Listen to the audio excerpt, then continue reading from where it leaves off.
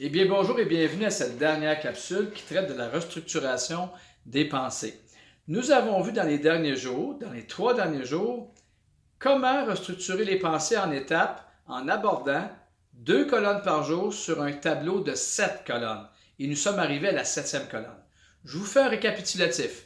Première colonne, nous avons identifié la situation ou le fait en répondant à 4 questions. Deuxième colonne, quelles ont été les humeurs qu'ont générées, que j'ai vécues durant ce fait-là, cette situation-là, en les cotant en ordre d'importance, selon l'importance et l'intensité que j'ai vécue pour chaque émotion. Troisième colonne, quelles ont été les pensées automatiques qui ont généré l'émotion en entourant la pensée automatique ou l'image dominante. Et la 4e colonne, quelles sont les preuves qui appuient ma pensée automatique, qui me donnent raison de penser ça?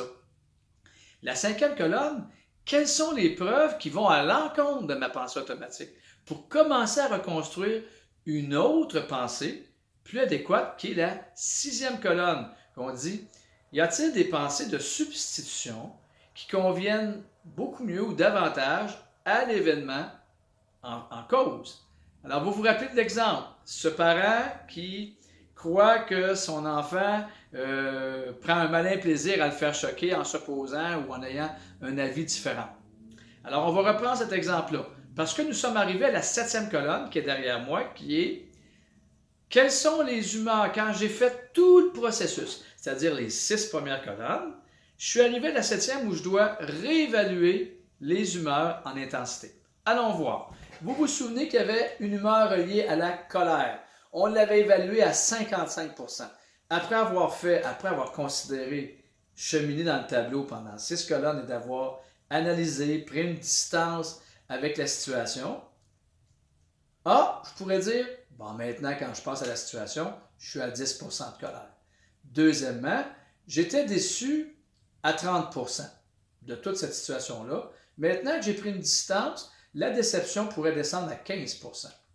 J'ai eu du regret à 80%, mais parce que le fait de réanalyser la situation ne change pas comment j'ai réagi. Je suis encore un peu dans le regret. Ça peut diminuer, mais ça peut encore être à 50% d'intensité. La tristesse, qui était à 70%, peut avoir baissé à 5%. Bon, maintenant, si on reprend tout le tableau, ça ressemble à ceci. Donc, on a eu, si on commence par la gauche, le tableau était les faits. Première colonne, quels sont les faits avec les 4 questions. Quelles ont été les humeurs que j'ai ressenties en cotant en pourcentage l'intensité de chaque humeur?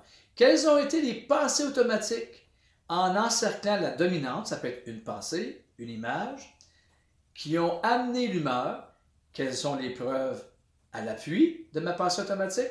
Les preuves à l'encontre pour m'aider à restructurer et à avoir une pensée ou construire une pensée de substitution qui convient beaucoup mieux que la pensée automatique au fait, à la situation. Et finalement, je réévalue mes humeurs de la colonne 2 après avoir fait tout le travail. Bon, encore une fois, vous pourriez vous dire dans votre salon, ben oui, ça ne fonctionnera pas tout le temps. Vous avez raison. Vous avez raison. Ce n'est pas un tableau magique. C'est juste un tableau qui peut nous aider soit à stabiliser l'humeur et pas que ça commence à aller en tête d'épingle, ou encore le diminuer, parce que parfois ça fonctionne, ça diminue. Et parfois, en effet, ça ne fonctionne pas. Le fait même d'y penser, ça peut augmenter les humeurs ou même les pensées qui sont un petit peu plus automatiques.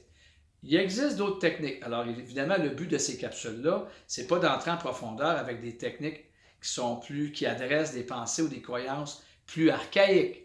Ça, il y a d'autres choses. Et un jour, peut-être qu'on se verra en personne ou que vous pourrez aller voir un thérapeute ou un psychologue, un travailleur social qui, lui, est spécialisé dans aller fouiller plus profondément avec doigté et bienveillance. Mais ce petit tableau-là, qu'on appelle un tableau de restructuration cognitive, peut beaucoup nous aider lorsqu'on se l'applique à nous-mêmes. Mais rappelez-vous, il est fait lorsque je traîne des ficelles et que je traîne longtemps avec moi des pensées qui font en sorte que je vis des émotions qui sont inconfortantes et qui peuvent générer des comportements que je n'aime pas.